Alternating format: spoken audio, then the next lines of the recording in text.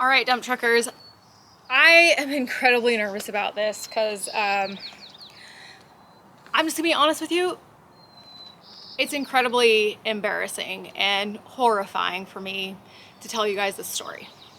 I've been pacing around trying to figure out what to say, and I tried writing it all down so that I could get it out quicker and you guys, like, it would be more concise, but it didn't seem genuine, so here we are. Now I want to let you guys know that this happened in January, I believe.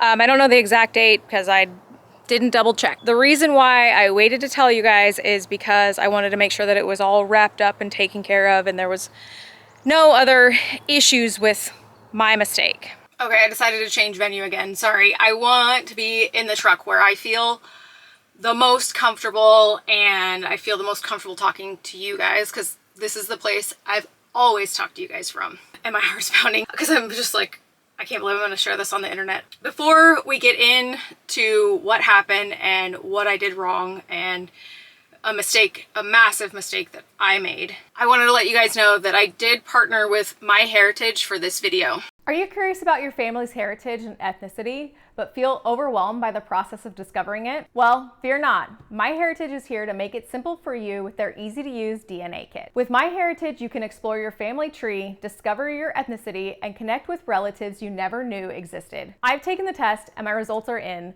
Let's open them together and find out exactly where my family is from. Yes, I'm ready to explore my ethnicity. Let's do this, you guys. I'm a little nervous. Not that it'll change anything, of course. 68.2% Scandinavian. I knew about that from my dad's side of the family. I didn't know, obviously I've got some from my mom's. 16.4 English. Oh, wow. 9.1% Irish, Scottish, and Welsh. I didn't know I had any Irish or Scottish in me. That's cool. Ooh, 6.3% Italian. Italian food is my favorite kind of food by far. I find this so cool, guys. My mom here in this picture on the right, that's my sister Danny in the middle, and me on the left. My mom never knew who her father was, so this is so cool to find out about where I really truly come from because there was such a big gap in our family history. I'm also really curious if I have close related relatives out there that are nearby. Debbie is my aunt. This is my dad's sister. And this is her daughter, Courtney, my cousin. And it does not seem that I have any other close matches, which is a little disappointing because it would have been cool to find some family members from my mom's family that I've never met. At MyHeritage, they believe that everyone deserves to know their story and where they come from. So why wait? Sign up now and start exploring your family's history with ease. Use my code Dominique at checkout and get your kit shipped to you for free. Thank you to MyHeritage for partnering with me on this video. I'm probably going to cut this a bunch because my heart is just pounding because I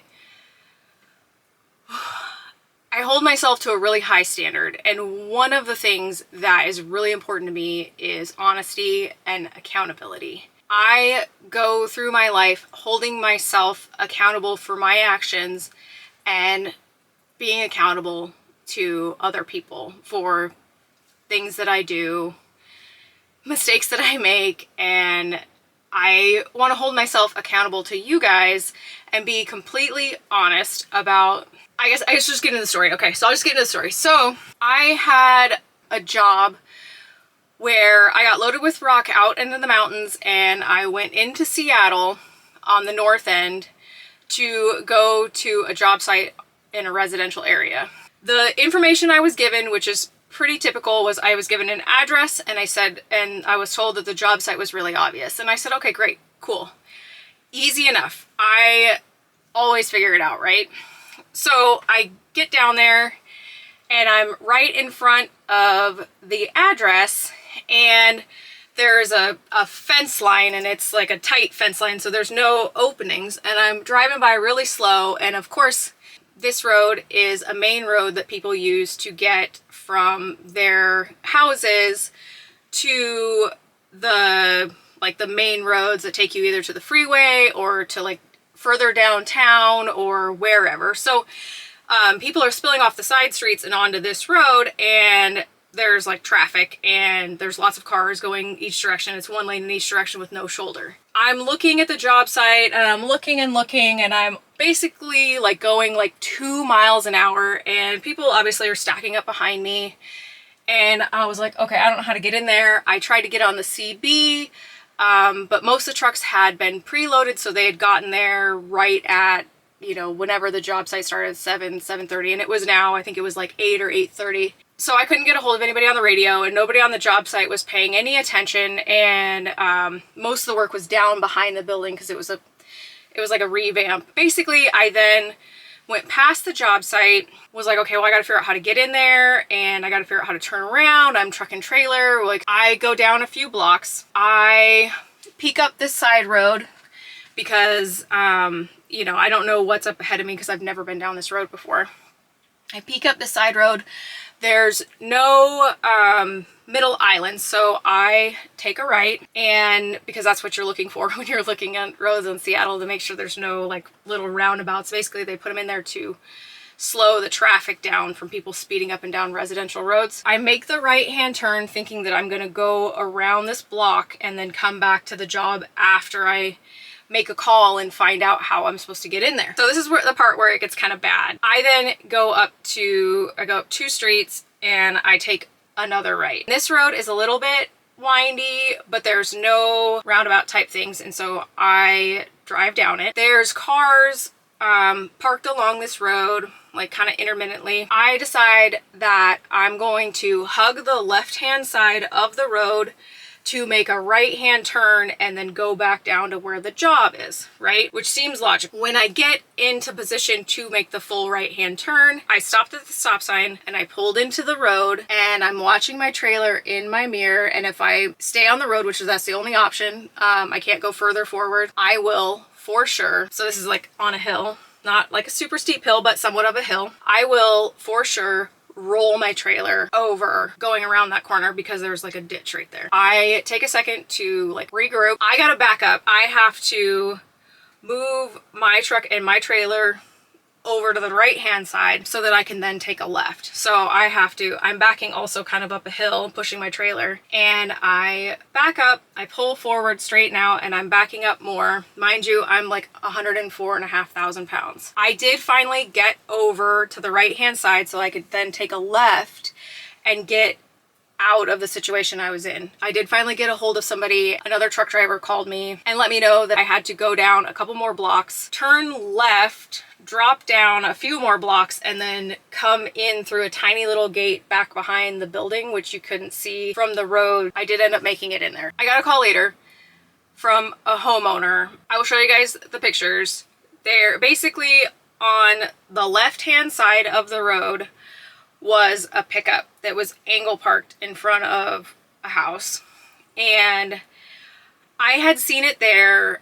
I was under the impression that I could clear the vehicle, and I thought I had, and I did impact this vehicle when backing up trying to move my truck and trailer over to the right hand side. Not long after I did get into the job site and get dumped out, I got a phone call from one of the people I was working with saying, hey, somebody thinks you hit their car. And I was like, I was honest. I was like, I was in a messed up situation and I probably did. Mind you, up until this point, I have never backed into anything. So on some of my previous videos, you might have heard me say I've never backed into anything.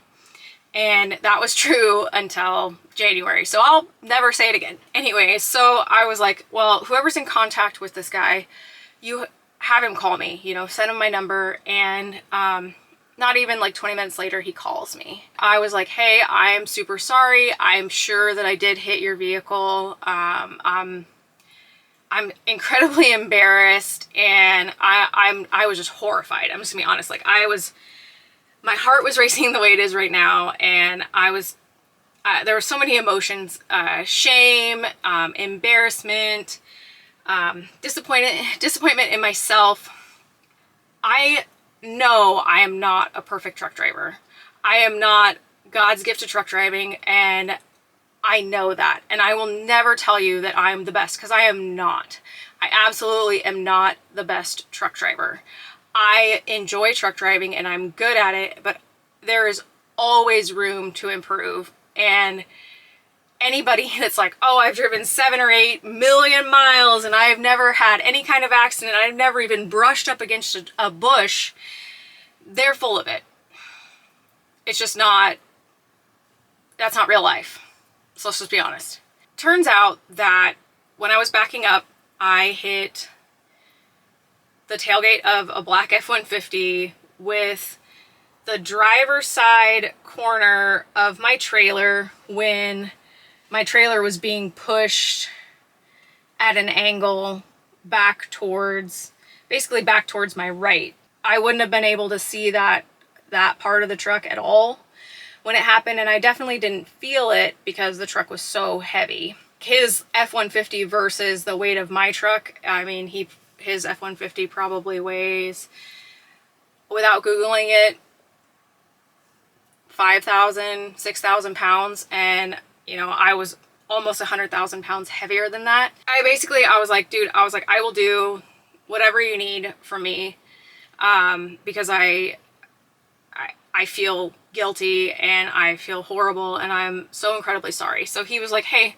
you know, it's no big deal. He's like, I was prepared to have a fight with, you know, some trucking company, but he's like, you're super nice. And he's like, obviously I want to get my truck fixed, but he's like, now I feel kind of bad for you. And I was like, well, you don't feel bad for me. Like, I screwed up.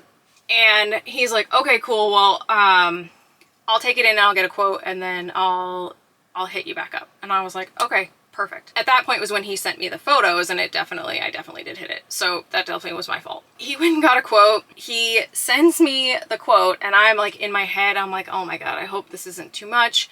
My deductible is way more than what the damage was. So it worked out. It was about $1,600. I'll put up an image of the quote here. I did write him a check. He did get it fixed and everything is fine and good now. But the reason why I didn't want to say anything to like publicly or anything is because I wanted to make sure that, you know, he was happy and it was taken care of before I put it out there. I just want everybody to know that nobody's perfect.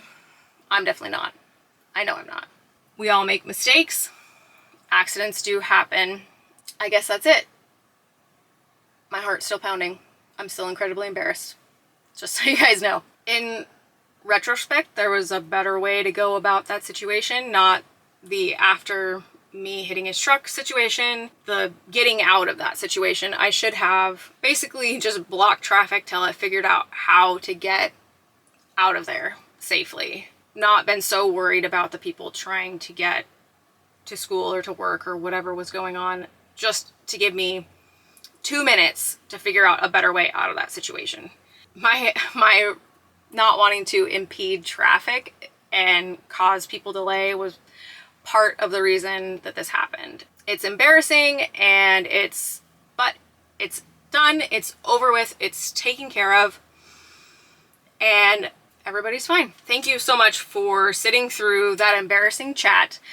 And also thank you so much to MyHeritage for partnering with me on this video. I'm incredibly grateful for everything that I have and everything that's going on in my life, and I am incredibly grateful for each and every one of you. Thank you guys so much for watching, and I will see you guys next time.